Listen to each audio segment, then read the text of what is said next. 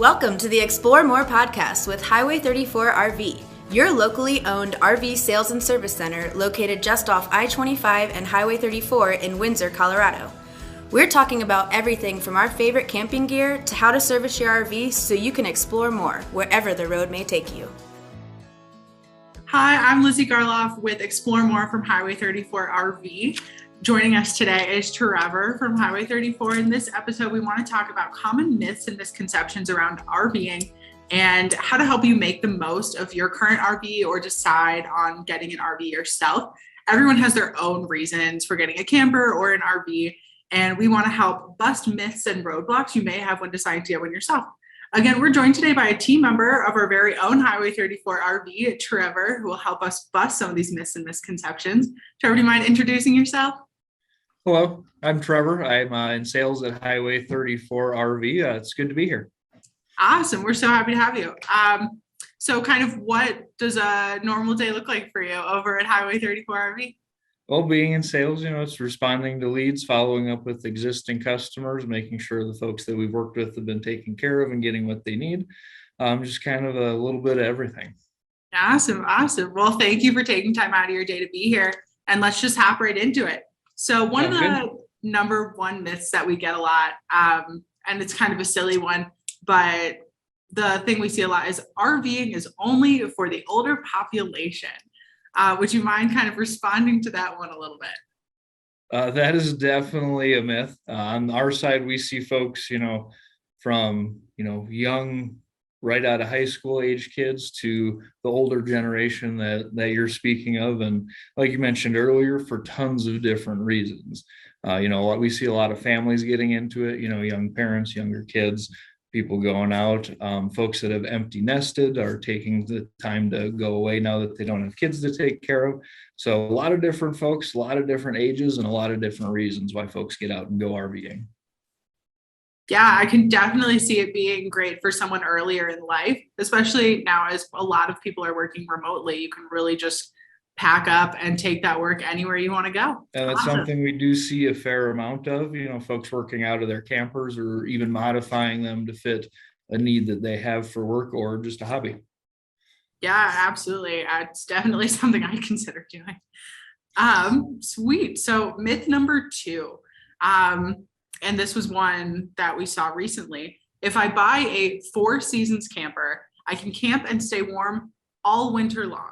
4 seasons. That's a fun one in the camping world. Everybody uses the term and it means something different wherever you're at. 4 season in Alaska and 4 season in Arizona are 2 very different things. The general rule of thumb with a 4 season camper, Nordic package, Arctic package, whatever it's called, is anywhere from about 0 degrees to 100 degrees. It'll keep the inside in the 70s and prevent any freezing of any of your water lines. That keeping in mind, you can also do additional things to protect the water as well when it gets to that freezing point. Pad heaters, line heaters, and then you've got skirting as well that can help. So a lot of different options to extend your season beyond the 4 seasons campers. For those listening that may not know, HWY34 RV does a free winterization class at the right before kind of the cold season starts here in Colorado. Trevor, if you want to speak a little bit to that. Yeah, we usually offer that class in the fall. We have a variety of campers out there, from truck campers to fifth wheels, travel trailers, even a drivable camper if we have one in stock at that point in time. So you have an opportunity to learn and see how to winterize it from a technician. And we have discounts and deals on the antifreeze as well as kits to take care of that yourself at home if you don't want to pay someone else to do it. Perfect. And does that winterization class cover just those looking to winterize and put their camper away for the winter, or does it also cover those looking to continue to utilize their camper throughout the winter? The nice thing about that is it's for both. Everybody needs to winterize it in our neck of the woods. The timing is the big thing. So fall is usually when we see most of our customers winterizing their campers.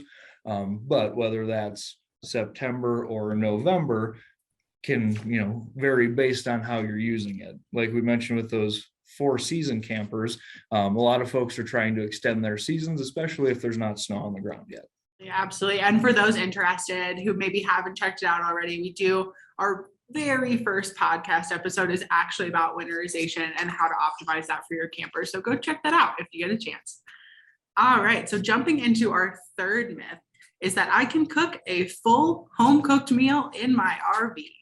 While an RV definitely does have a lot of those features that a kitchen would, a cooktop, an oven in some cases, convection microwave sometimes, they are scaled down for an RV. So while you may have an oven, you aren't going to be cooking Thanksgiving dinner in it. It's more for a smaller frozen pizza, cookies, biscuits, some of that lower profile type things so that they don't take up too much space.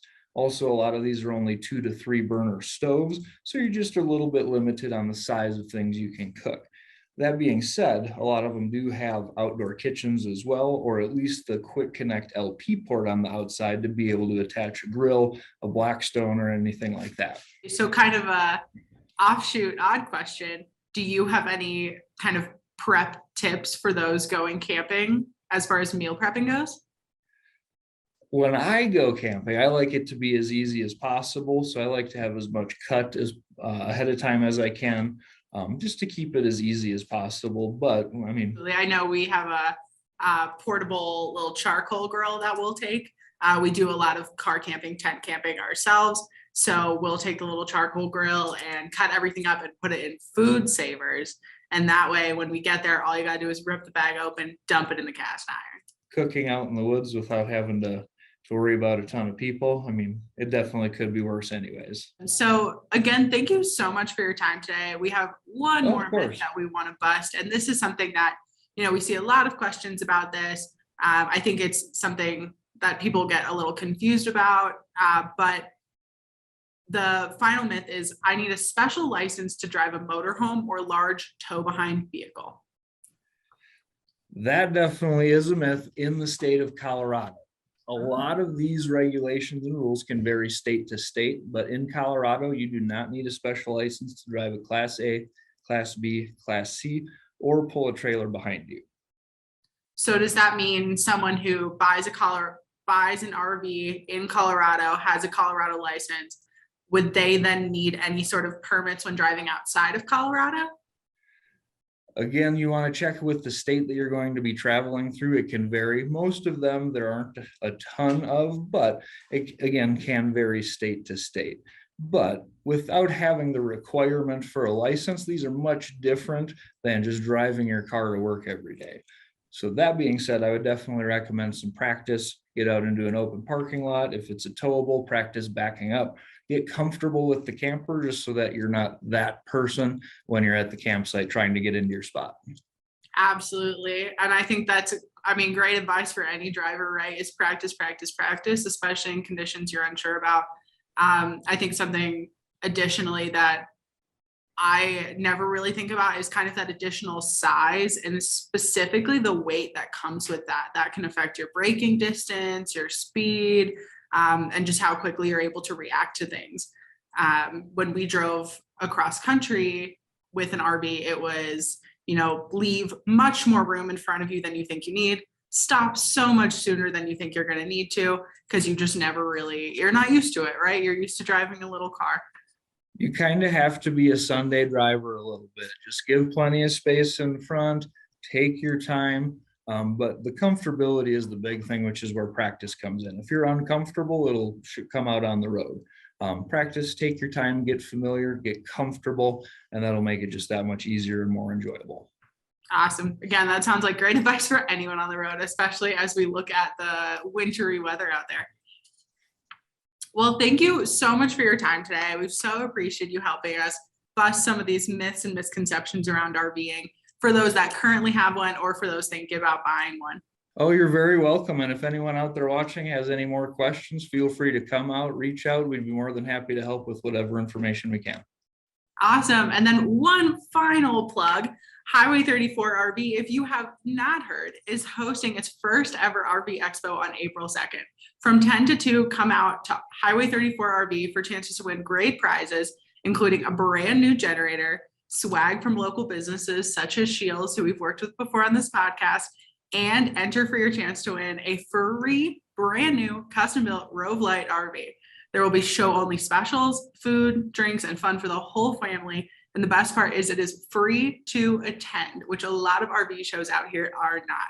They are larger expos. We are Northern Colorado's only independently run RV expo. So come on, hang out, and we'll see you there. And thanks for listening to the Explore More podcast from Highway 34 RV. Have a great day.